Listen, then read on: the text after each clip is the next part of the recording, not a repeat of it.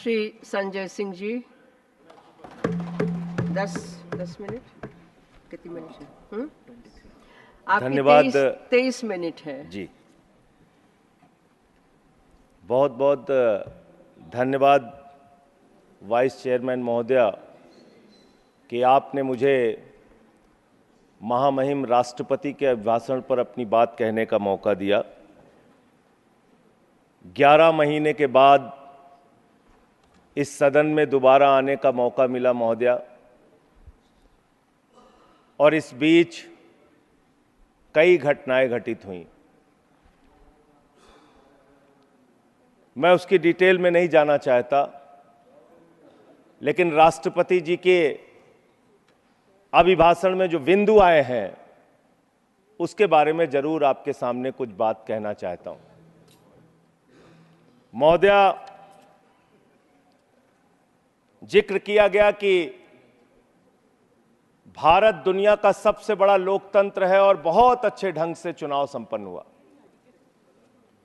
लेकिन ये चुनाव कई घटनाओं का साक्षी रहा महोदया। इस चुनाव के अंदर हमने देखा विपक्ष के नेताओं को पकड़ पकड़ के कैसे जेल में डाला गया। ईडी का, सीबीआई का, जांच एजेंसियों का दुरुपयोग करके राज्यों के मुख्यमंत्री को जेल में डाला गया, मंत्रियों को जेल में डाला गया। इस चुनाव में हमने देखा भाषा का स्तर। भारत के प्रधानमंत्री महंगाई पे बात नहीं करते महोदया, बेरोजगारी पे बात नहीं करते महोदया, किसानी पे बात नहीं करते। इस देश के अंदर अग्निवीर योजना के कारण भारत की सीमा को कमजोर करने का आपने काम किया, उस पे बात नहीं करते। भारत के प्रधानमंत्री, बड़े अफसोस के साथ कहना पड़ रहा है, कभी मुगल पे बात करते हैं, कभी मटन पे बात करते हैं, कभी मदरसा पे बात करते हैं, कभी मछली पे बात करते हैं, और हद तो तब हो गई जब देश के प्रधानमंत्री मुजरा जैसे शब्द का इस्तेमाल करते हैं। शर्म आती है, दुनिया के सबसे बड़े लोकतंत्र के प्रधानमंत्री ऐसी भाषा का इस्तेमाल कर रहे हैं। महोदया, इस चुनाव में हमने देखा हमारे दिल्ली के मुख्यमंत्री अरविंद केजरीवाल, उनको चुनाव से पहले जबरदस्ती पकड़ के जेल में डाल दिया गया महोदया। अरविंद केजरीवाल वो मुख्यमंत्री हैं जिन्होंने शिक्षा के क्षेत्र में काम किया, स्वास्थ्य के क्षेत्र में काम किया, बिजली फ्री देने के क्षेत्र में काम किया, पानी फ्री देने के क्षेत्र में काम किया। महोदया, माताओं और बहनों को बस की फ्री यात्रा देने का काम किया, बुजुर्गों को तीर्थ यात्रा कराने का काम किया। एक ऐसे मुख्यमंत्री जिन्होंने देश ही नहीं पूरे दुनिया में सबसे बेहतरीन काम करके दिखाया, आपने चुनाव के पहले उनको गिरफ्तार करके जेल में डाल दिया। और मुद्दा क्या बनाया? तथाकथित शराब घोटाला। आज मैं आपके सामने इस सदन में बताना चाहता हूं महोदया, शराब घोटाला किसने किया, यह जानकारी पूरे देश को होनी चाहिए। यह जानकारी भारतीय जनता पार्टी के मित्रों को होना चाहिए। यह भारतीय जनता पार्टी के नेता, देश के प्रधानमंत्री को भी होना चाहिए। शराब घोटाला शरद रेड्डी से 60 करोड़ रुपए की रिश्वत लेने वाले भारतीय जनता पार्टी के लोगों ने किया है। आप लोगों ने इलेक्टोरल बॉन्ड के जरिए चंदा लेने का काम, रिश्वत खाने का काम, भ्रष्टाचार करने का काम किया है। शराब घोटाला तुमने किया है। शराब घोटाले की बात करते हैं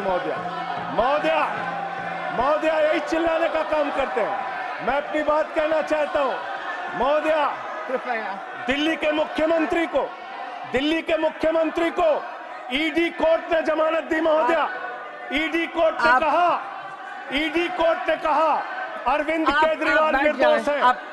महोदया, ये रिश्वतखोर लोग हैं, ये रिश्वतखोर है, ये बेईमान है, ये भ्रष्टाचारी है महोदया, आप भ्रष्टाचारी है। आप बैठिए। भ्रष्टाचारियों को बोलने की हैसियत नहीं होनी चाहिए महोदया, ये भ्रष्टाचारी है, आप बैठिए। संजय सिंह जी, घोटाला किया है, आप बैठिए, की रिश्वत खाई है। आप बैठिए।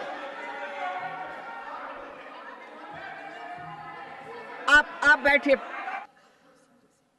Sri Sanjay Singh may continue. I know. I was watching the debate. Please, please. Mr. मान्यवर, Gehlot, ये देश 1 second. लोकतंत्र से चलेगा। One मान्यवर, second. You have to address the chair. आप ही को करना है। Leader of the opposition today set a very high standard. He addressed the chair. So, Sune, I want pin drop silence in the house. Let us see. He is leader of a legislative party. Now, please, 1 second. Take. कुछ आपत्तिजनक चर्चा माननीय सदस्य ने की है, कृपया उस पर गौर करें और उसको प्रोसीडिंग से हटाने की कृपा करें। Mr. Gokhale, Sanjay, Mr. Raut and Mr. Gokhale, I have come here. I have already taken note of it. And let me tell the honorable members, whenever there is something objectionable, even if Mr. Sanjay Raut says something objectionable, not only his address will be looked into, he can point out to the address of someone else also. Sanjay Singh ji, मान्यवर, संजय सिंह जी, धन्यवाद मान्यवर। एक आपको मंत्र देता हूं, जी मान्यवर। और गुरु मंत्र तो इसलिए नहीं दे सकता क्योंकि आपके तो पहले ही गुरु हैं। हाँ, मेरे गुरु रघु ठाकुर जी हैं। मेरे गुरु जी रघु ठाकुर हैं। तो आप मेरे राजनीतिक गुरु रघु ठाकुर हैं। इन लोगों को नहीं पता होगा, मैं बता रहा हूँ। रघु ठाकुर जी का मेरा क्या संबंध है, ये रघु ठाकुर जी से पूछिए। इनको नहीं मालूम होगा, सुनिए, इसलिए इनको बता। मेरे को एड्रेस करना। और एक गुरु मंत्र यह है कि आप जो शालीनता से बोलोगे और जो रिकॉर्ड होगा वो इतिहास का हिस्सा ही नहीं, 140 करोड़ जनता को भी पता लगेगा। धन्यवाद मान्यवर। उसके अलावा कोई व्यवधान होगा तो ये एनर्जी यहीं खत्म हो जाएगी। धन्यवाद मान्यवर। आप ऊर्जावान हैं मान्यवर, और अच्छे वक्ता हैं, बोलिए। मान्यवर, लीडर ऑफ द हाउस ने आपके सामने कहा है।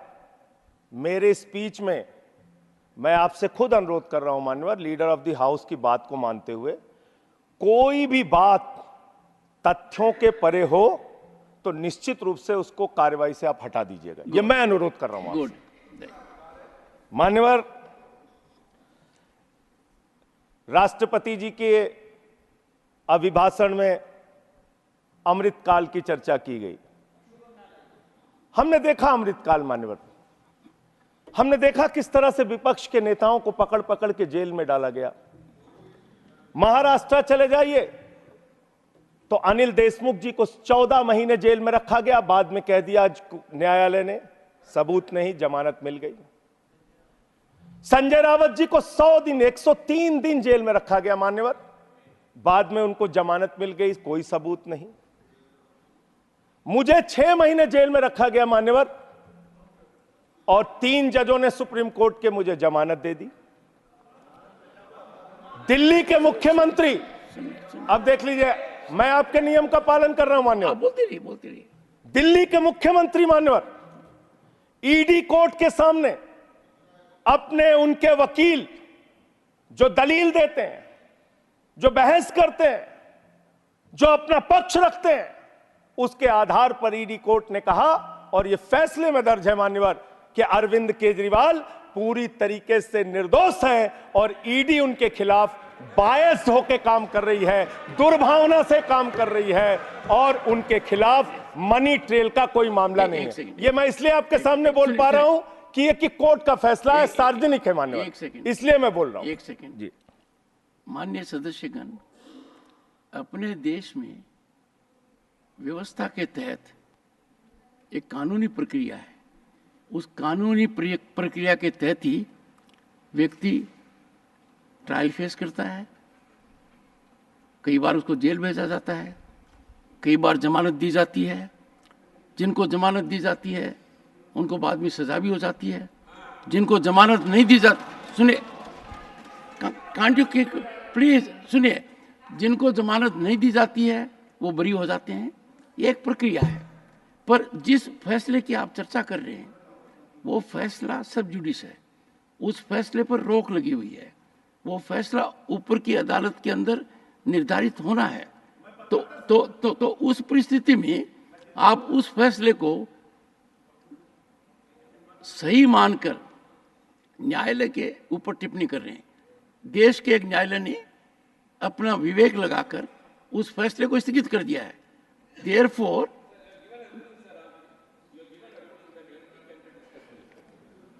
okay, let me one second.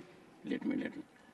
Mr. Tiruchi Siva is a very experienced member of this house. He has made things lighter now.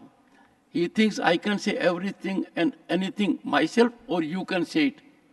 Nahi Tiruchi ji, no, Mr. Tiruchi Siva. Everything spoken in this house has to be sanctified. Sacred facts. This house cannot be, I said, a ground for free fall of information. If suppose someone wants to level an allegation against Mr. Sanjay Raut, his reputation is at stake. He has earned reputation in public life. I cannot allow that member unless he satisfies me it is sanctified. Similarly, that privilege is not without regulation. That privilege is a heavy responsibility. As a matter of fact, Constitution has given that privilege to us, that whatever we speak in this house, the public at large cannot bring criminal case against us, cannot bring civil case against us. That protection is given, but that protection is given to me also, that I must protect 140 crore people. You cannot say anything and everything here, Tiruchiji. You have to say something keeping in view dignity of your office as a member of parliament and facts that are unimpeachable, beyond question. Therefore, if Sanjay Singh has made reference to a judgment which has been stayed, which means that judgment, till the judgment of the upper court comes, is non-existent. Therefore, Sanjay, you can't take reference to that. Go ahead, make your point. आपका protection चाहिए sir, मिलेगा? आपका संरक्षण चाहिए मान्यवर। बोलिए क्या चाहिए? तो आपने बिल्कुल ठीक कहा मान्यवर, वो मामला हाई कोर्ट से स्टे हो गया। मैं मानता हूं, मैं अगली बात यही कहने जा रहा था, लेकिन वो स्टे किन परिस्थितियों में हुआ मान्यवर? बगैर ट्रायल कोर्ट के ऑर्डर की कॉपी के भारत न्यायपालिका के इतिहास में पहली बार स्टे हुआ है संजय मान्यवर। हाई कोर्ट से ऑर्डर की कॉपी नहीं थी मान्यवर, सुनिए और स्टे कर दिया गया। सुनिए जी, एक सेकंड बैठिए। माननीय सदस्यगण, आप लोगों से मेरा अनुरोध है, and we have a distinguished senior advocate also there, Vikas Bhattacharya ji, we can not discuss conduct of a judge in the manner he has given his order. Therefore, you are directly questioning a judge that he has passed an order without, if you say, I have no details on it. And I'll tell you, judges in their wisdom pass orders on Sunday. Judges in their wisdom pass orders at midnight. Judges in their wisdom pass orders without even order of the trial court. Therefore, keep away from this issue. Confine to the other part of it. Please, go ahead. अमृतकाल की चर्चा हुई मान्यवर। विपक्ष के नेताओं को पूरे देश में सरकार के द्वारा टारगेट किया गया, और सिर्फ विपक्ष के नेताओं का सवाल नहीं मान्यवर। बंगाल के 3 मंत्री भी जेल में हैं। अभी झारखंड के मुख्यमंत्री को जमानत मिली है कोर्ट से, और बिहार में जांच एजेंसियों का दुरुपयोग, महाराष्ट्र में जांच एजेंसियों का दुरुपयोग, दिल्ली में जांच एजेंसियों का दुरुपयोग। अब क्या करना चाहते हैं? मैंने अटल जी का भाषण सुना मान्यवर, उन्होंने कहा दुर्भावना से राजनीति नहीं होती, बड़े दिल से राजनीति होती है, बड़े मन से राजनीति होती है। बड़े मन की राजनीति करना सीखिए। ऐसे विपक्ष के लोगों को टारगेट करना ठीक नहीं है, ये अच्छी राजनीति नहीं है आपकी। आपने दिल्ली के स्वास्थ्य मंत्री को जेल में डाल दिया। उस आदमी का 36 किलो वजन कम हो गया जेल में मान्यवर, 36 किलो। आप संजय इनकी जी, टीका टिप्पणी सुन रहे हैं? संजय हमारे जी, दिल्ली के संजय मुख्य- जी, संजय जी, जो फिर तो मैं बोल नहीं पाऊंगा जो सर। व्यक्ति जेल में है उसको जेल में किसने डाला है? इनकी जांच एजेंसियों ने सर, न्यायालय ने। इनकी जांच एजेंसियों ने ना ना, न्यायालय ने। झूठे मामले बनाकर, देश, भारतवर्ष, एक झूठे सेकंड। मामले बनाकर भारतवर्ष दुनिया के अंदर वो देश है जिसकी न्यायपालिका सुदृढ़ है। Sit down. Sit down. मैं अपनी बात करूं सर। पहले I will give extra time. Problem with एक साकेत मिनट गोखले में इज 3 बार बैठाया जाएगा तो कैसे बोल पाऊंगा सर? अगर 1 मिनट अब में, ऐसा करेंगे, आप बोलते रहिए। ठीक, थैंक यू सर। मान्यवर, मैं सिर्फ इतना कहना चाहता हूं, दुर्भावना की राजनीति बंद कीजिए। अगर आपको भारत के लोकतंत्र को मजबूत बनाना है, भारत के संविधान को मजबूत बनाना है, तो सत्ता पक्ष का भी महत्व है, प्रतिपक्ष का भी महत्व है। प्रतिपक्ष को खत्म करके, विपक्ष को खत्म करके, नेताओं को जेल में डालकर आपको कोई लाभ होने वाला नहीं है।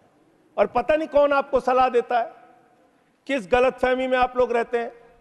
मैं आपके लिए भी कह रहा हूं और इधर जो बैठे हैं उनके लिए भी कह रहा हूं, जब जो पार्टी सत्ता में रहेगी, अगर विपक्ष के लोगों को जेल में डालेगी, उस पार्टी का सत्यानाश होगा। अपने नेताओं को बता देना, अपने नेताओं को बता देना। आप इस गलतफहमी में मत रहना। और आप जेल की राजनीति कर रहे हैं। इस चुनाव ने आपको एक परिणाम दिया है, सोचने के लिए, विचार करने के लिए। इसमें स्पष्ट बहुमत का भी जिक्र है मान्यवर। स्पष्ट बहुमत कहां है? 400 पार। आपने नारा दिया 400 पार, 400 पार, 400 पार। Not a good habit. 400 पार का नारा आपने दिया। आपकी 240 सीट आई। स्पष्ट बहुमत कहां है? आपके दावे से 160 सीट कम आई मान्यवर, और 303 सीट पिछली बार थी, उससे 63 सीट कम आई मान्यवर। और 272 का बहुमत होता है, उससे 32 सीट कम आई मान्यवर। आपको सोचना होगा, विचार करना होगा, अपनी कमियों की समीक्षा करनी होगी। और आपकी कमियां क्या है? आपकी कमियां आपका अहंकार है। जब व्यक्ति अहंकार में होता है तो उसको कुछ दिखाई नहीं पड़ता मान्यवर। रावण भी अहंकार में था। उसने लगा प्रभु श्री राम वनों में रहने वाले, जंगलों में रहने वाले, वो मेरा क्या बिगाड़ पाएंगे। लेकिन भालुओं की, बानरों की सेना बनाकर लंका को आग लगाने का काम प्रभु श्री राम ने किया, रावण का नाश करने का काम प्रभु श्री राम ने किया। उस अहंकार का भी नाश होगा। और आप पता नहीं क्यों रिजल्ट को समझ नहीं पा रहे। आप लोग सबको गालियां देने लगते हैं। लोकतंत्र में अच्छी चीज नहीं मान्यवर। कभी मुसलमानों को गाली दो, कभी सिखों को गाली दो, कभी ईसाइयों को गाली दो, कभी जाटों को गाली दो, कभी मराठों को गाली दो, कभी दलितों को गाली दो, कभी पिछड़ों को गाली दो। आप सिर्फ गाली देते रहते हैं। दिस इज एक्सपेंस मान्यवर, ये गाली देना बंद कीजिए मान्यवर। अब अयोध्या वालों को गाली दे रहे मान्यवर, अयोध्या वालों को गाली दे रहे हैं, गाली दे रहे हैं अयोध्या वालों को मान्यवर। अयोध्या की हालत बताता हूं मान्यवर। अयोध्या में, सुनो, अयोध्या के विकास के लिए इन्होंने कितना पैसा खर्चा किया मैं बता रहा हूं मान्यवर। अब रोकिए ना प्लीज सर। नहीं सुनिए प्लीज सर, मेरा बार आप रोकेंगे तो मैं बोल नहीं पाऊंगा। आपने जाटों का भी नाम ले दिया, मेरा लिहाज भी नहीं किया। अरे आप कोई गाली नहीं दी गई। नहीं, कोई गाली दी नहीं गई है। इतना असत्य बोल रहे हो। नहीं, मेरा नहीं लिया। एक समाज को ऐसे नहीं करना चाहिए। You are a senior, you are a second term and party के नेता हैं। जैसे आपने आकलन कर दिया नतीजों का, तो कहेंगे कि भाई आप अपने नतीजों को भी देखिए। नहीं, लोकसभा चुनाव में आपके भी नतीजे आए हैं, आए नहीं आए? चलिए, उनका मौका लगेगा, बोलेंगे। और लोकतंत्र में अच्छी चीज है, हमारे रिजल्ट गड़बड़ाएंगे, हम समीक्षा करेंगे। आपका गड़बड़ाया, आप समीक्षा कीजिए। आप तो कुछ मानने को तैयार नहीं। अयोध्या के इंफ्रास्ट्रक्चर डेवलपमेंट में हमारे मित्र जब यहां बोल रहे थे अभी, कल जब इनका भाषण मैंने सुना तो कह रहे थे इंफ्रास्ट्रक्चर डेवलपमेंट में भारत नंबर 1 है। मैं बताता हूं इंफ्रास्ट्रक्चर डेवलपमेंट। इन्होंने मान्यवर अयोध्या के विकास में बहुत पैसा खर्चा किया, होना चाहिए, प्रभु श्री राम की नगरी को विकास करने में। एयरपोर्ट पे 1450 करोड़ रुपए, रेलवे स्टेशन पे 724 करोड़ रुपए, अयोध्या रिंग रोड पे 4793 करोड़ रुपए, 14 कोसी परिक्रमा पे 1140 करोड़ रुपए, पंचकोसी परिक्रमा पे 773 करोड़ रुपए, रामपथ पर 787 करोड़ रुपए, टाउनशिप पर 2180 करोड़ रुपए, पुराने मंदिरों के जीर्णोद्धार पे 170 करोड़ रुपए, मेडिकल कॉलेज में 245 करोड़ रुपए। मान्यवर ये पैसा गया कहां? पहली ही बरसात में प्रभु श्री राम के गर्भगृह में पानी गिरने लगा। पूरी अयोध्या की सड़कें टूटी हुई हैं। मुख्य पुजारी ने ये बात कही मान्यवर, मुख्य पुजारी ने ये बात कही, मंदिर के मुख्य पुजारी ने कही, ये भ्रष्टाचार की भेंट चढ़ा दिया मान्यवर इन्होंने पैसे को, भ्रष्टाचार की भेंट चढ़ा दिया मान्यवर। Nothing will go on record. सुनिए, can you take your seat? Can you take your seat? Can you take your seat? On one second, please. Take your seat. Honorable member, perhaps. Neeraj, please. Honorable members, please. I will urge leaders of the parties to keep their members under control. Honorable member, you have made a reflection which is wrong. You make a reflection because someone has said something. When I got this news, I verified, got in touch with responsible people. If you have real documentary evidence, when you are speaking as a member of parliament, you cannot give a speech as you give outside. It is not so. Let us not run down our institutions. It is a temple worshipped all over the world. It will last, you know, for how many years it will last? Are you aware of the technology that has gone there? When I went to Ayodhya, there was a presentation by the technical people. We must appreciate it. Merely because someone has said so, you take it as gospel truth. Make an effort to find out. I will not encourage the sensation.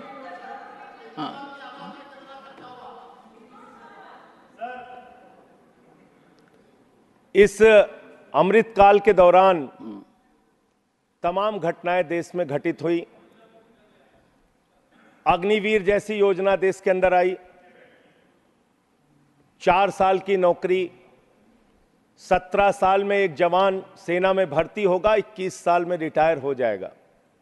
मैं ऐसा मानता हूं मान्यवर, इस योजना के बारे में सरकार को पुनर्विचार करना चाहिए। नौजवानों में इसको लेकर प्रतिरोध है, गुस्सा है, और कहीं ना कहीं ये भारत की सेना को भी कमजोर करने की कार्रवाई है मान्यवर।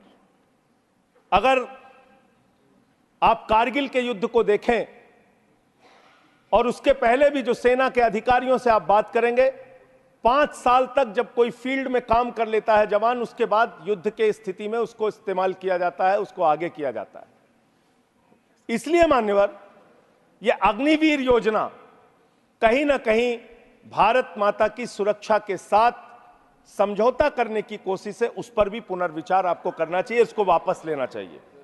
दूसरी बात, आपने बात की कि आप 5वीं सबसे बड़ी अर्थव्यवस्था बन गए दुनिया में। बहुत अच्छी बात है, मैं आपको शुभकामनाएं देता हूं। भारत को दुनिया की पहली नंबर की अर्थव्यवस्था बनाइए, हम सब खुश होंगे। लेकिन इसके साथ साथ प्रति व्यक्ति आय के मामले में आप कहां खड़े हैं? प्रति व्यक्ति आय के मामले में आप 141वें नंबर पर खड़े हैं, 141वें नंबर पर। 5वीं बड़ी अर्थव्यवस्था किसके लिए मान्यवर? चंद पूंजीपतियों के लिए, जिनका लाखों करोड़ रुपए बैंक का कर्जा माफ किया गया। यह किसके लिए मान्यवर? आपने कहा, चुनाव के दौरान हमने एक भाषण और सुना मान्यवर, कि आपकी संपत्ति लेके ये भाग जाएंगे, वो भाग जाएंगे, वो भाग जाएंगे। अरे संपत्ति कौन कौन लेके भागा है ये तो सर्वविदित सत्य है।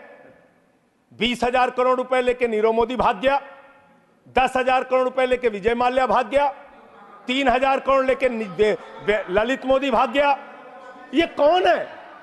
ये कौन है? बड़े बड़े पूंजीपति। और मान्यवर, दूसरे सदन में इनका दिया गया जवाब है। मैं चाहूंगा आपके माध्यम से सरकार को इसका जवाब जरूर देना चाहिए, तो उसके बारे में मेरे साथ ये बहस कर सकते हैं, जो प्रस्ताव लाना हो ला सकते हैं। ये सर्वविदित सत्य है। मैं आपको बता रहा हूं मान्यवर, 3,53,000 करोड़ रुपए बैंक सेटलमेंट के, 3,53,655 करोड़ रुपए बैंक सेटलमेंट के नाम पे 43 कंपनियों का माफ किया गया। 43 कंपनियों का। इसका रिकॉर्ड आपके सामने मैं रख दूंगा। मान्यवर, संपत्ति आप कहां पहुंचा रहे हैं, किसको पहुंचा रहे हैं, किस लिए आप काम कर रहे हैं, किसके लिए काम कर रहे हैं, यह पूरे देश को जानना चाहिए। आपने रेलवे की उन्नति की चर्चा की है, वंदे मेट्रो की चर्चा की है। हमारे एक मित्र कह रहे थे ट्रेन में सफर, मैं शायद ट्रेन में भी सफर किया हूं, रोड से भी सफर किया हूं, इतना सफर किया हूं कि उसके आंकड़े जब सामने आएंगे तो वो एक गाथा लिखी जा सकती है उस पर। ट्रेन में सफर करने वालों की हालत आज क्या है? इंसान को भूसे की तरह भर के एक जगह से दूसरे जगह जाना पड़ता है मान्यवर। लखनऊ में उतरिए, वहां पर कुली मिले मुझे मान्यवर, उनके लिए एक वादा किया था बहुत पहले, और आप एक उदार हृदय के व्यक्ति हैं, मैं चाहता हूं आपके माध्यम से सरकार तक ये बात जानी चाहिए। कुलियों को वादा किया इस सरकार ने कि आपके बच्चों को नौकरी दी जाएगी, कुलियों को वादा किया वर्दी दी जाएगी, तमाम प्रकार की सुविधाएं दी जाएंगी। उनका ज्ञापन मेरे पास पड़ा हुआ है, आज भी उनकी मांगों के बारे में कोई सुना नहीं। आपने इस देश के नौजवानों के साथ क्या किया? पेपर लीक पे पेपर लीक, पेपर लीक पे पेपर लीक, नीट का पेपर लीक, उत्तर प्रदेश में दरोगा की भर्ती का पेपर लीक, गुजरात में पेपर लीक, राजस्थान में पेपर लीक, बिहार में पेपर लीक। 2 साल में 70 पेपर लीक हुए मान्यवर, 70 पेपर लीक। इस देश के नौजवानों के साथ आपने खिलवाड़ करने का काम किया। 2 करोड़ छात्रों और नौजवानों की जिंदगी बर्बाद हुई पेपर लीक के कारण। कौन जिम्मेदार है उसके लिए? कैसे कार्रवाई होगी? आप कमेटियां बनाते हैं। एनटीए जो एग्जाम करा रहा है, मैं ये मांग करता हूं आपके माध्यम से, उस एनटीए के अधिकारियों की जांच होनी चाहिए, और उन लोगों की जांच कराकर जो लोग भी इसमें शामिल हैं उनको गिरफ्तार करके जेल में डालिए और एनटीए को भंग कीजिए मान्यवर, क्योंकि बार बार जब जब एनटीए एग्जाम करा रहा है पेपर लीक हो रहा है। यह बड़ा सवाल है, इसके बारे में आपको सोचना चाहिए। दूसरी बात मान्यवर, आपने कहा राज्यों के विकास से ही देश का विकास होता है। यह बात सुनकर मेरी आंखों में आंसू आ गया। इतनी बढ़िया बात, इतना उदार हृदय आपका, वाह वाह वाह, वाह वाह वाह। राज्यों के विकास से देश का विकास होता है। पिछले 9 साल में मान्यवर 324 करोड़ रुपए से ज्यादा दिल्ली को नहीं दिया इन्होंने, 324 करोड़ से ज्यादा नहीं दिया, क्योंकि यहां पर आम आदमी पार्टी की सरकार है। यहां पर शिक्षा मंत्री को जेल में डालना है, स्वास्थ्य मंत्री को जेल में डालना है, मुख्यमंत्री को जेल में डालना है। यहां विकास के लिए हमारा सहयोग नहीं करना। तीर्थ यात्रा योजना रोक लगाओ, होम डिलीवरी योजना रोक लगाओ, मोहल्ला क्लिनिक योजना रोक लगाओ, आप सिर्फ बिजली फ्री योजना रोक लगाओ, पानी फ्री योजना रोक लगाओ। आपका काम सिर्फ रोक लगाने के लिए है। अब क्या राज्यों का विकास कर रहे हैं मान्यवर? 8,000 करोड़ रुपए रूरल डेवलपमेंट फंड का और बाकी शिक्षा स्वास्थ्य के फंड का, केंद्र सरकार के हिस्से का, पंजाब का, इन्होंने 8,000 करोड़ रुपए रोक के रखा है। यह राज्यों का विकास आप कर रहे हैं, यह राज्यों के साथ आपका वर्ताव है, यह आपका संघीय ढांचे में यकीन है। और सबसे महत्वपूर्ण बात मान्यवर, जो यहां पे कई वक्ताओं ने पहले भी कही, आप किस भावना से काम कर रहे हैं, किस भावना से आप काम कर रहे हैं? इस देश में दलितों के लिए, पिछड़ों के लिए, आदिवासियों के लिए, अल्पसंख्यकों के लिए, उनके अधिकारों की रक्षा के लिए भारत के संविधान में बहुत बड़ी ताकत उनको दी गई है। लेकिन जब वो जातीय जनगणना की मांग करते हैं, आप उनकी मांग सुनते नहीं। जब वो विश्वविद्यालयों में आरक्षण की बात करते हैं, उसमें एक एक दो दो पोस्ट निकाल के आप आरक्षण की व्यवस्था वहां पे खत्म करते हैं। जब वो अपने साथ होने वाले भेदभाव की चर्चा करते हैं, आप उस पर भी रोक लगाते हैं। मान्यवर, अमृतकाल के अंदर यह सवाल तो आपसे बनता है, यह पूछना तो आपसे बनता है कि जब प्रभु श्री राम के मंदिर का शिलान्यास हुआ तो तत्कालीन राष्ट्रपति वहां पर क्यों नहीं थे?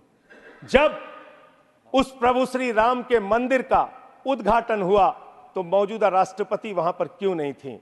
यह सवाल तो आपसे बनता है मान्यवर, यह सवाल तो इनसे पूछना बनता है कि अखिलेश यादव जी 5 साल मुख्यमंत्री रहे उत्तर प्रदेश के, जब घर खाली हुआ तो गंगा जल से धुला जाता है। और मुझे शर्म आती है, आजादी के 75 साल के बाद मान्यवर कन्नौज में एक मंदिर में दर्शन करने चले गए अपनी पत्नी के साथ, उस मंदिर को गंगा जल से बीजेपी के लोगों ने धुलने का काम किया। ये आपका रवैया है पिछड़ों के प्रति, दलितों के प्रति? मान्यवर, मैं समय अपने साथियों का कम कर लूंगा, मैं अपनी बात कहना चाहता हूं। मान्यवर, ये रवैया ठीक नहीं है, इतना भेदभाव, इतनी दुर्भावना ठीक नहीं है। इस देश के दलितों को, पिछड़ों को, आदिवासियों को, अल्पसंख्यकों को अपना मानिए। इस चुनाव ने एक संदेश आपको यह भी दिया है कि हम कोई पाकिस्तान नहीं है, हम अफगानिस्तान भी नहीं है, हम हिंदुस्तान हैं और हम मिलकर रहना चाहते हैं। पूरी धर्मनिरपेक्षता को मजबूत करके मिलकर रहना चाहते हैं। संविधान को अपने आगे रखकर मजबूती से उसके साथ चलना चाहते हैं। मानवर, यह देश हिंदुओं का भी है, मुसलमानों का भी है, सिखों का भी है, ईसाइयों का भी है, बौद्धों का भी है, जैनियों का भी है। यह देश सबका है। मानवर, इस भावना से आप देश को आगे लेके चलिए, पूरा देश आपके साथ खड़ा होगा। इतनी नफरत, इतनी दुर्भावना आपके मन में क्यों है? क्यों आप सबको अपने से दूर करने की कोशिश करते रहते हैं? इस पार्टी को भारतीय जनता पार्टी ही रहने दीजिए। इस पार्टी को मान्यवर भारतीय झगड़ा पार्टी मत बनाइए। मैं इन लोगों से कहना चाहता हूं, झगड़े लड़ाई से कुछ देश को मिलने वाला नहीं है। झगड़े लड़ाई से देश की उन्नति होने वाली नहीं है। आपको 240 सीटें मिली हैं, आप गठबंधन की सरकार चला रहे हैं, आप चलाइए, लेकिन इसके साथ साथ विपक्ष की भी अपनी भूमिका है, उस भूमिका को ध्यान में रखिए। विपक्ष को भी अपने साथ लेकर चलिए। इतना अगर आप टारगेट करके एक एक पार्टी को खत्म करने की कोशिश करेंगे तो जो दूसरों को खत्म करने की कोशिश करता है वो अपने आप ईश्वर उनको सही रास्ते पे पहुंचाने का काम करता है। और रावण का अहंकार नहीं चला मान्यवर तो किसी और का अहंकार क्या चलेगा? और हिंदू धर्म कितना विराट धर्म है, कितना विशाल धर्म है। हिंदू धर्म तो वसुदेव कुटुंबकम की बात करता है, कहता है पूरा विश्व हमारा परिवार है। हिंदू धर्म कहता है मान्यवर, कोई भी पूजा हम लोग खत्म करते हैं, कहते हैं धर्म की जय हो, अधर्म का नाश हो, प्राणियों में सद्भावना हो, विश्व का कल्याण हो। लेकिन अफसोस है कि भारतीय जनता पार्टी की मानसिकता है प्राणियों में दुर्भावना हो, प्राणियों में बंटवारा हो, प्राणियों को आपस में बांटा जाए। इनके लिए बहुत अच्छी लाइन है, वो मैं कहना चाहता हूं। बहुत ही अच्छी लाइन आप लोगों के लिए लिख कर लाया था कि किस तरह से आप लोग मुद्दों से ध्यान हटाना चाहते हैं। सभी का ध्यान बांटा जा रहा है, सभी का ध्यान बांटा जा रहा है। यह हिंदुस्तान बांटा जा रहा है, सभी का ध्यान बांटा जा रहा है, यह हिंदुस्तान बांटा जा रहा है। हमें ये मंदिर और मस्जिद दिखाकर हमारा ध्यान बांटा जा रहा है, हमारा ध्यान बांटा जा रहा है। ध्यान बांटने की कोशिश मत कीजिए, मुद्दों पर बात कीजिए। बेरोजगारी बड़ा मुद्दा है, महंगाई बड़ा मुद्दा है, अशिक्षा बड़ा मुद्दा है, अग्निवीर बड़ा मुद्दा है, देश को कैसे तरक्की, भ्रष्टाचार बड़ा मुद्दा है। हमारे किसी साथी ने कहा, मैं आपका स्वागत करता हूं, कितनी अच्छी बात आपने कही, भ्रष्टाचार बहुत बड़ा मुद्दा है। लेकिन यह कैसा भ्रष्टाचार है? भारत के प्रधानमंत्री कहते हैं यह मोदी की गारंटी है, एक एक भ्रष्टाचारी को जेल में भेजूंगा, इस बात की गारंटी है। मुझे खुशी हुई प्रसन्नता हुई प्रधानमंत्री के इस बात को सुन के। लेकिन जब मैं देखता हूं महाराष्ट्र में 70,000 करोड़ का घोटाला करने वाला बीजेपी के साथ, छगन भुजबल बीजेपी के साथ, नाम मत नारायण, लीजिए। ठीक है नाम नहीं लेता हूं, नाम नहीं ले रहा हूं सर। देखिए डिलीटेड। मैं दूसरा बस खत्म कर रहा हूं। सुनिए जो सर एक सेकंड, भ्रष्टाचार के खिलाफ सर एक बोलने सेकंड।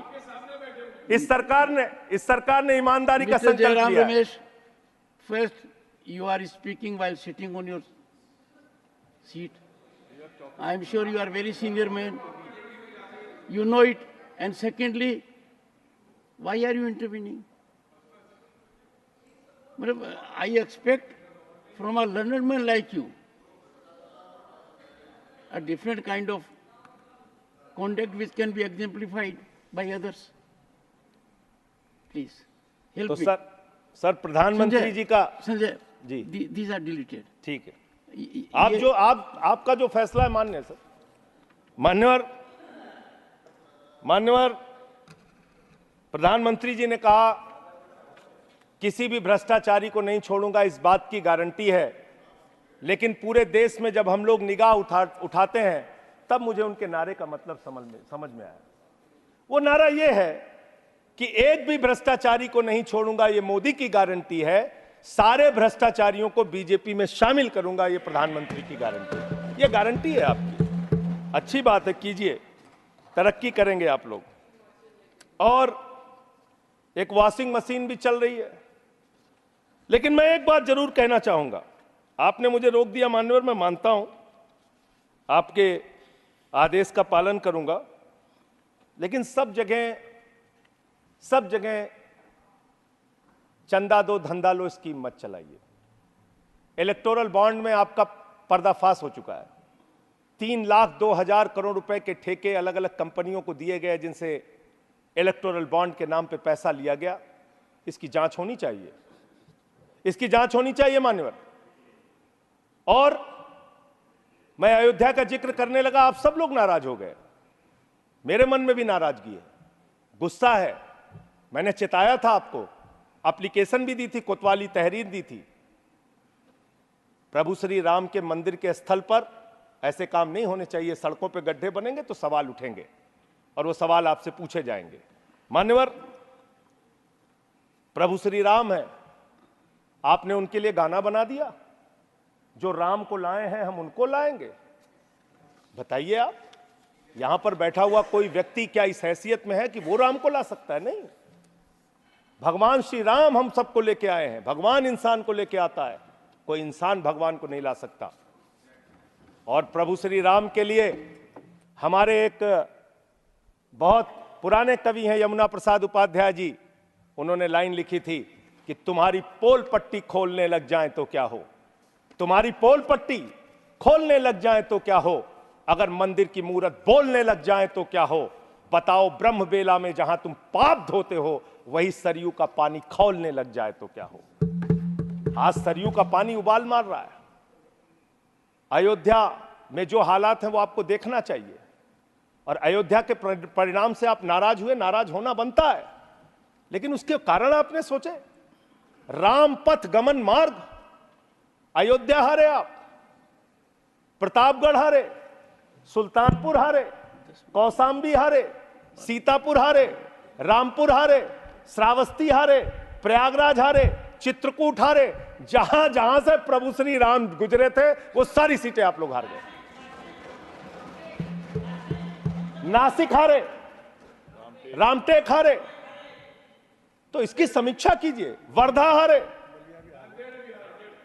तो इसलिए इसकी समीक्षा कीजिए, क्यों हो रहा है ऐसा आपके साथ।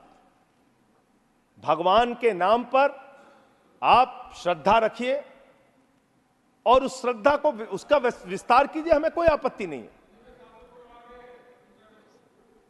देखिए आपके साथ ये इनका प्यार खत्म ही नहीं हो रहा है। मान्यवर, मैं सिर्फ इनसे इतना कहना चाहता हूं, आप जो दिल्ली के साथ कर रहे हैं, जो हमारे मुख्यमंत्री के साथ कर रहे हैं, अंतिम बात उनके बारे में कह के अपनी बात को खत्म करूंगा। इससे आपका कोई राजनीतिक फायदा नहीं होगा। मेरी बात को इस सदन में बोल रहा हूं, इसको याद रखिएगा। इससे आपका कोई राजनीतिक लाभ होने वाला नहीं है। और आप 1925 की संस्थाएं, 100 साल हो गया, 100 साल पुरानी संस्थाएं, वहां से निकले हैं आप लोग। 100 साल हो गया, लेकिन दिमाग अभी भी बच्चों का, अभी बच्चों की तरह खेल रहे हैं। अरे मैं राजनीति में आया डॉक्टर लोहिया को पढ़ के, लोकनायक जयप्रकाश नारायण को पढ़ के, राष्ट्रपिता महात्मा गांधी को पढ़ के, शहीद आजम भगत सिंह को पढ़ के। आप सोचते हैं कि आप अरविंद केजरीवाल को जेल में डाल के, सिसोदिया को जेल में डाल के, सत्येंद्र जैन को जेल में डाल के, संजय सिंह को जेल में डाल के हमारी पार्टी को खत्म कर देंगे?